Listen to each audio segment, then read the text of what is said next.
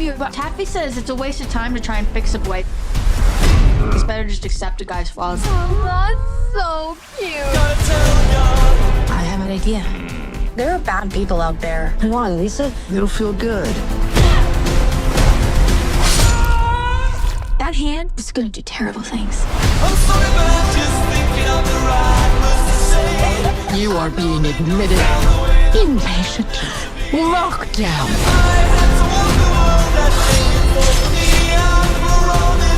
I could get the clink for life or the electric chair, but I don't want to die a virgin.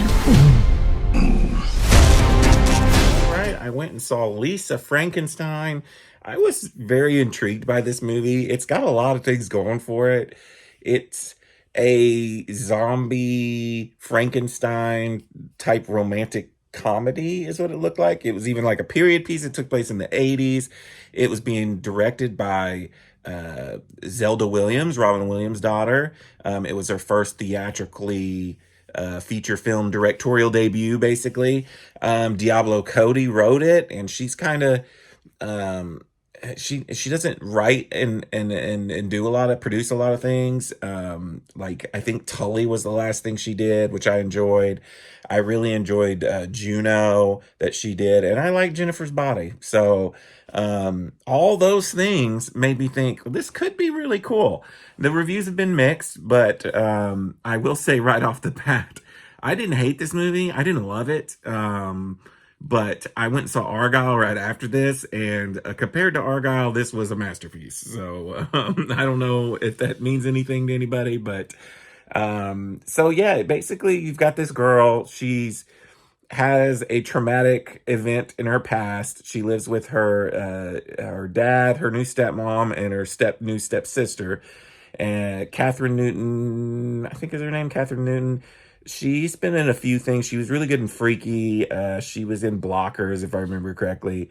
She stars in this film, and she's kind of a little awkward. She doesn't talk a lot. She's starts to go through a little bit of a goth phase, and she goes to visit this grave, and she's interested in this one boy, but she's also kind of, I don't know if you call crushing on this dead guy, but I don't know. She likes hanging out at a graveyard. Anyways, the dead guy comes to life.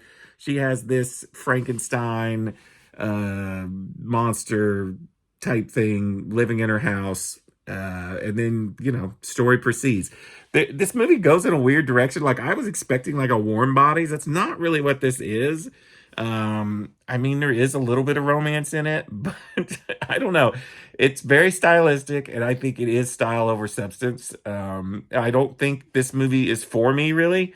I feel like this is for like girls, obviously, and like maybe girls in the 80s who were going through a goth phase. I don't know. It did feel like Jennifer's Body at times.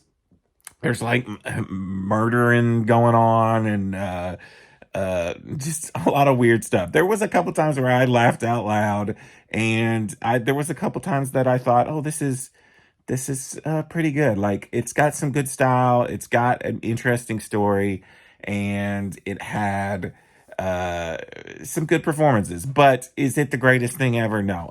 One thing, I don't think it was made for me.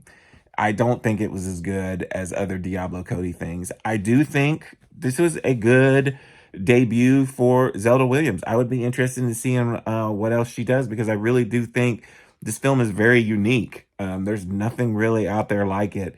And I think that it could become a cult classic later on down the road, kind of like Jennifer's Body did. But who knows? The theater I went and saw it, there was hardly anybody in there. And I never heard a peep out of anybody. So I don't know if that was a good sign. And like I said, it's not the best story in the world. And it kind of just, it builds and builds and builds and then just kind of ends at the end. But I really liked Catherine Newton's performance. I enjoyed like the stylistic choices. I love a movie set in the late 80s, early 90s. So for that reason, I'm going to say it was pretty decent. And I could see myself maybe getting this later on down the line, like in the bargain bin and watching it again one day, but I'm not really going to rush out to do it. It's not going to make the top 10 list this year. So for me, it was just average. So I'm going to give this movie a 3 out of 5. Maybe I'm being a little too generous, but I feel that puts it positive if you're going on the Rotten Tomatoes score. That makes it fresh. So I don't know. Did you guys see Lisa Frankenstein? Do you think I'm being too easy on it, too hard on it? I don't know. I thought it was okay. Until next time, this is Rainy Cage. Peace out.